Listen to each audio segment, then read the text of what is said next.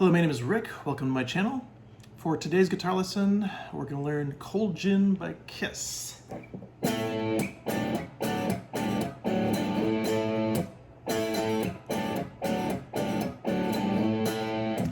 lots of cool parts. That's the main riff. Later on does that.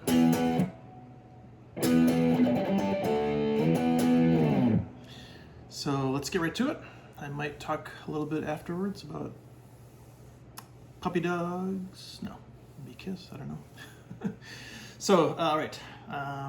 You want to go to the 7th fret on the D string and the 9th fret on the G, but use your little finger for the 9th fret on the G. You'll see why in a minute here. And then what's cool about it, Ace Frehley says this is what gives it balls, is that you're gonna include your low, well, your A string with that power chord. So don't just hit the D and the G strings here, hit the low A, well, I keep saying low A, hit the A string, I guess it is the lowest note in the chord. Hit that with this, so you got a 3-note chord. And then you're just going to move down 2 frets, so your index finger's on the 5th fret of the D, and your little finger's on the 7th fret of the G, and then hit those same 3 strings, so the A string, D string, G string, and you see it has kind of a cool, kind of a slight little dissonance there. Now here's why you want to use your little finger for this note, is because then you're going to take your index finger, go down a fret to the 4th fret of the D string. It might be a little stretchy if you're not used to it. Just kind of ease into it the best you can. By the way, if your hand ever hurts, just take a break. I've had numerous problems with tendonitis over the years, and I'll tell you, it's no fun. You don't want to do that. So just be careful. Yeah, so you're going to go from here. By the way, the whole entire time, you're going to keep hitting the same 3 strings here, A, D, and G.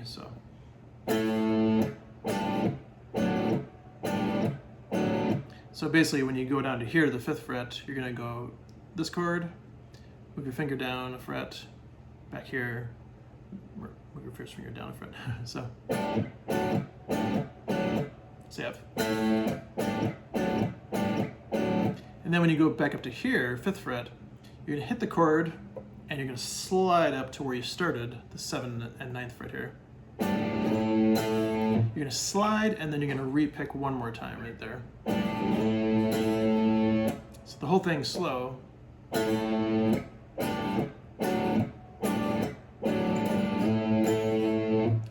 That's it. And then the only thing you want to change is that the next time around, you're going to do it twice for the first chord.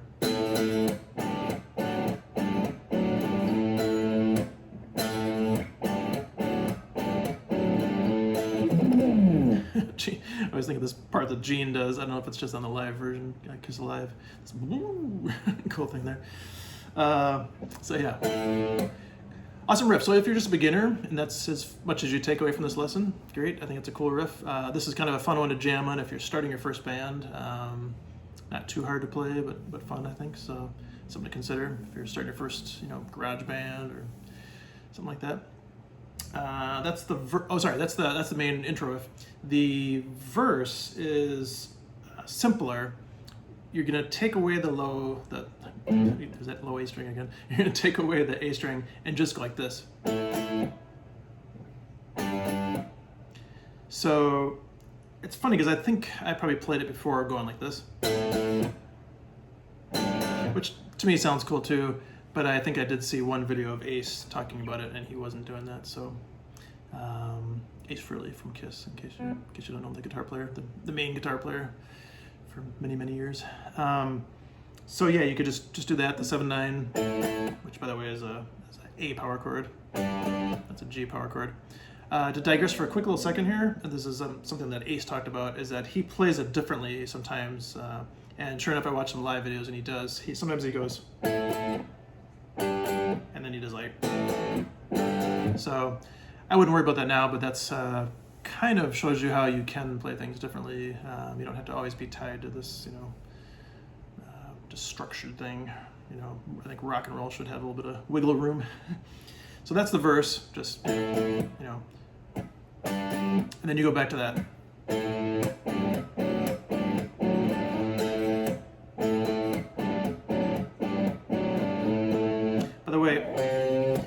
sometimes I can't remember where it is, but this note is thrown in the 3rd fret on the A string, so you're kind of going like, yeah. Of course, there's Paul Stanley on Ace Frehley, so little tiny detail. I wouldn't worry about it too much, but that's that note is in there sometimes. The chorus, it's Cold Gin Time Again, is. So go to the 7th fret here. I just keep playing the power chord with my little finger. That's just because that's how I usually do it. But you can use your 3rd finger if you want. So 7th fret on the A string, 9th fret on the D string. Hit it twice, and then hit it again twice. But you do this chukka chukka thing there. So you go. So if you haven't done that before, just put all your fingers kind of lightly over the strings, barely touch the strings. You can kind of experiment until you get this kind of sound. Yeah, you don't want to push too much. You start to get notes. So you do it like this.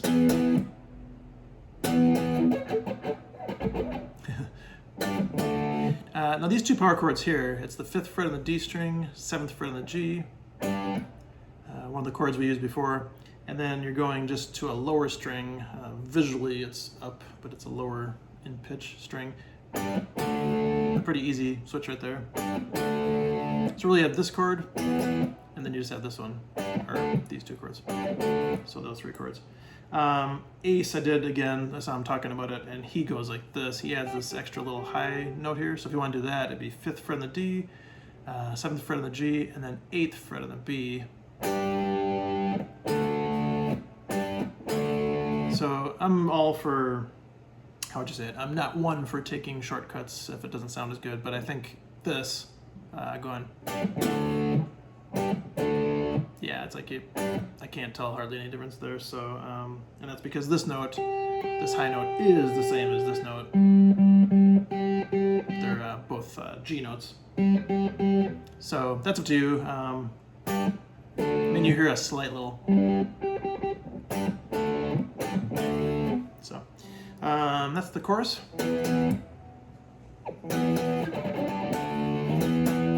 Oh, I think they slide down sometimes too. It's kind of cool, like.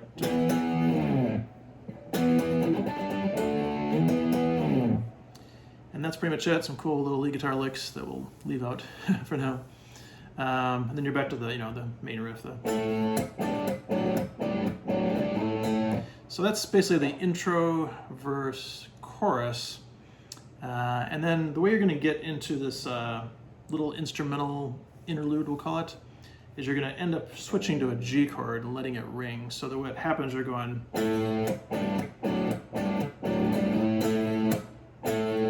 Let's see.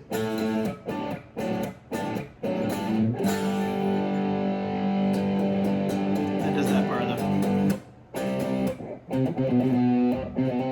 that whole cool part there. So you just got to get out of this riff. Hit a G chord. I would say the rock G chord. I think that's what Ace does too, is you don't put your first finger on here. That weird sound.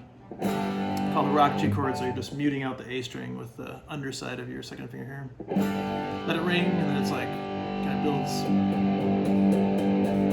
What is that? 1, 2, 3, 4, 5, 6, 7, 8. So this whole section here is basically, it's a couple power chords and then this little riff, and then they move it up 2 frets, and I think it's identical. We'll find out in a minute here.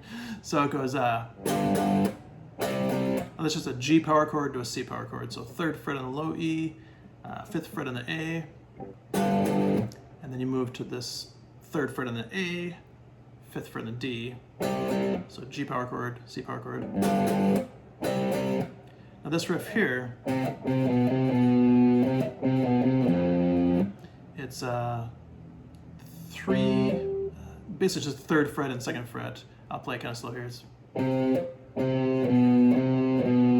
so 3, 3, 2, 3, 2, 3, 3, 2, 3, 1 on the 6th string.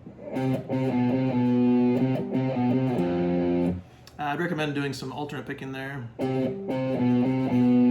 Like down, down, up, down, up.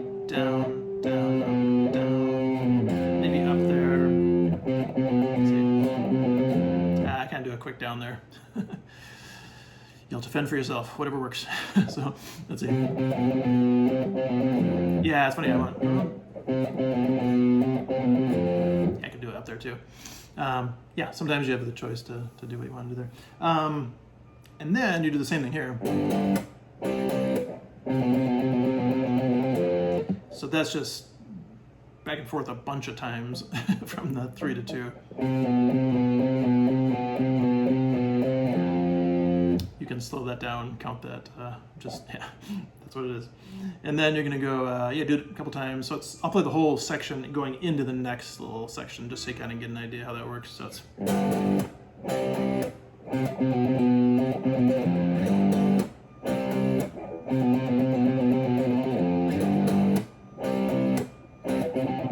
There's a siren out there that's almost in time with me and it's throwing me off. It's like metronome. Yeah. Anyway, so that's that section there. And then you're going to get out of that, let's see.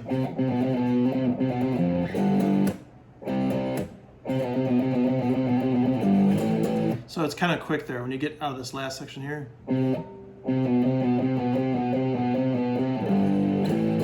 So you're going to do the G power chord to A, so now you're in the 5th fret of the low E, 7th fret on the A string. And then basically it's the same thing, I'll just kind of play at maybe kind of medium speed because you'll see it's exactly the same thing 2 frets higher. So it's...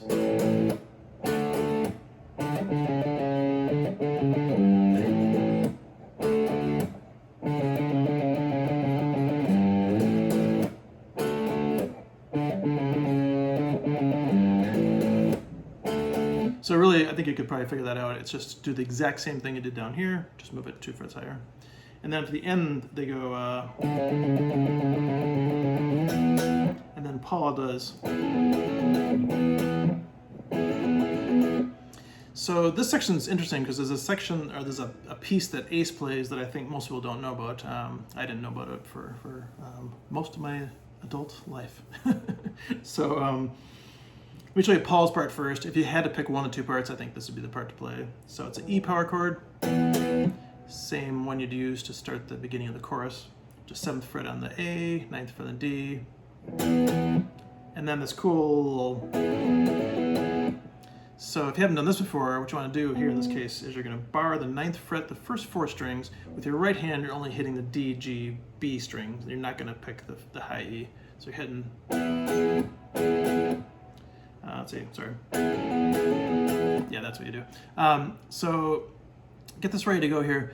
Now you're going to be putting these 2 fingers down on. I'm going to show you how to play that as a chord because you're going to be actually hammering on and pulling off, but you kind of want to know it as a chord first, it reminds me of the kind of like that kind of Rolling Stone sound, which Kiss actually used that quite a bit too. This chord shape and conjunction. So.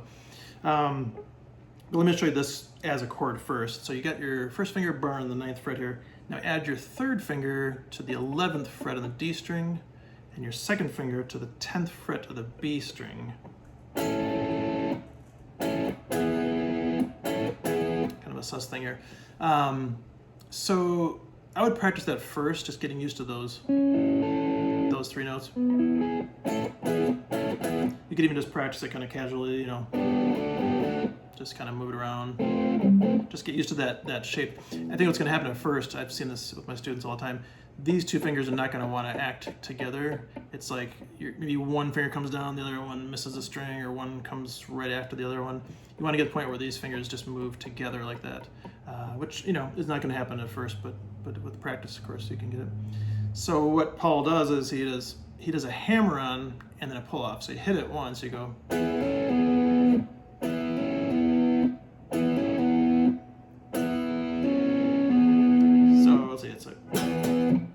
And then you do a hammer and pull off, and then you re-pick it again. So it's so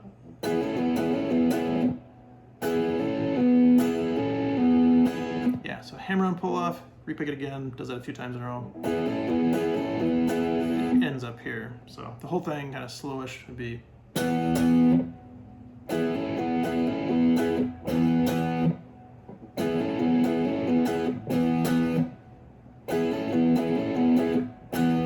one little piece here I'm going to show you quick that ties into that. Hit the same E power chord here, go down 2 frets, D power chord, so 5th fret on the A, 7th fret on the D. And then it's kind of cool, they take that same theme you had on the original riff in the beginning, take your index finger, drop down to the 4th fret on the A string, so it's like, and then I would go back to the very, very first chord you hit, this one, the 7th fret on the D, 9th fret on the G, with that A string in there. So it's like, I think one of them, you can guess Paul just stays there on that chord and Ace probably goes back in the riff, so it's like.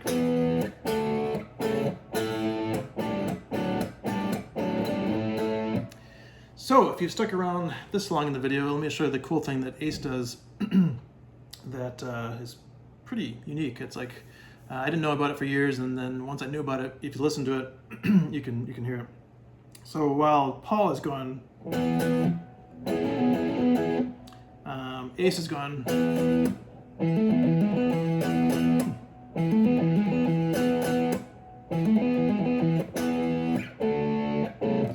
So pretty unique. So you're going to be playing your E power chord here with your index and 2nd fingers. This is what Ace does, because otherwise you can't reach to the 12th fret here. So you're playing your E power chord there, 7th fret on the A, 9th fret on the D, and then you're gonna hit the A string here and hammer on, it's really the 7th fret, you're hammering from 7 to 12. And then just pick the D string, which you're already set up for at this 9th fret on the D string here.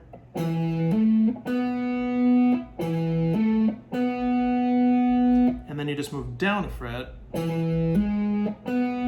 So you hammer on A string, you're picking the A string, hammer on 7 here to 11 here, and then hit that D string again for your 3rd note in this little sequence. So you're going.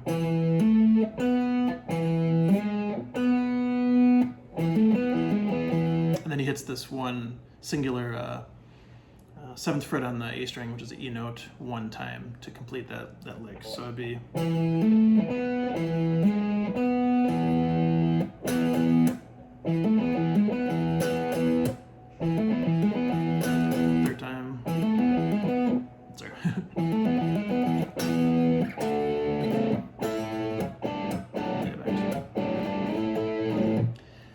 Yeah, so fun song to play. I don't think I have anything else left to say about it, other than if you want to watch a cool Kiss concert, whether you're a Kiss fan or not, I could talk about this later. I think surprisingly, I've had a few students over the years like put down Kiss for their lack of musicianship, supposedly, which is funny when you think about there's a ton of bands that did stuff of equal or lesser, simpler. So I don't quite get that. I think it's because they were so visual that people had this misconception that they couldn't play cool riffs. I mean, think about like sorry, I'm digressing here.